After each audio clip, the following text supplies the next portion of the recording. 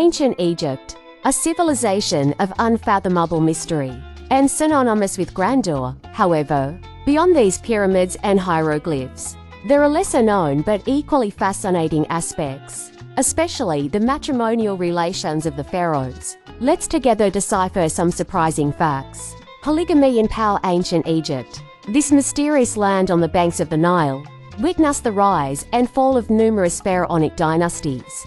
But among the customs that endured, one stands out particularly: polygamy. This tradition, far from being just about amassing wives, had political, social, and even spiritual dimensions. Take the example of Ramses II, one of the most emblematic pharaohs. His 66-year reign was marked by countless accomplishments, but also by his large family, with nearly 200 wives and concubines and around 100 children. He not only ensured a vast lineage, but also wove a network. Polygamy wasn't just about challenging harem management. With its jealousies, intrigues, and power struggles, it required certain skill. Secondary wives and concubines, despite their status being inferior to that of the chief royal wife, were not devoid of ambition. They could influence the pharaoh's decisions, argue in favor of their children for significant positions, or even plot against other members of the royal family. Egyptian history is rife with anecdotes about harem squabbles that had major political repercussions. In the end, polygamy, as practiced in ancient Egypt, was neither arbitrary nor frivolous. It reflected a complex society where each union had its place, meaning, and role to play in the grand chess board of power. Fraternal bonds are taboo, yet central in Egyptian royalty. Throughout the history of civilizations, certain traditions may seem strange, or even shocking by today's standards. One such widespread practice in Egyptian royalty was the unions between brothers and sisters. In ancient Egypt, this custom played a crucial role, both religiously and politically. Despite the taboo it might represent for us today, this custom had profound political significance. Egyptian royalty was based on a delicate balance, and the imperative to maintain the purity of the royal line by avoiding external unions. By marrying a sister, pharaohs sidestepped the risk of foreign influences that could disrupt or weaken the dynasty. Moreover, marrying a sister ensured lineage continuity and avoided internal squabbles for the throne, often a source of turmoil and instability. However, despite the sacred nature of these unions, court life was not without complications. There were numerous intrigues, and the position of the sister wife wasn't always stable. The competition to be the primary royal wife, the one who would birth the heir, could be fierce, and even if marriages between siblings were common, it didn't exclude other wives or concubines, who could also bear sons. Over the dynasties, numerous queens emerged from the shadows, thanks to these fraternal marriages. Some pharaohs, like Tutankhamun, married their sisters, thus celebrating their power and divinity.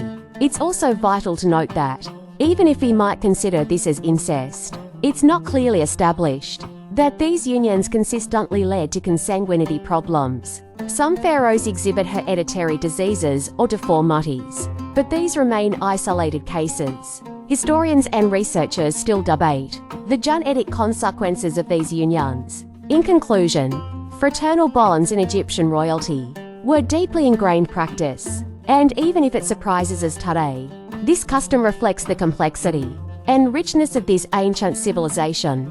Wives in passage rites at the heart of this millennial civilization lies a prevalent concern: the afterlife.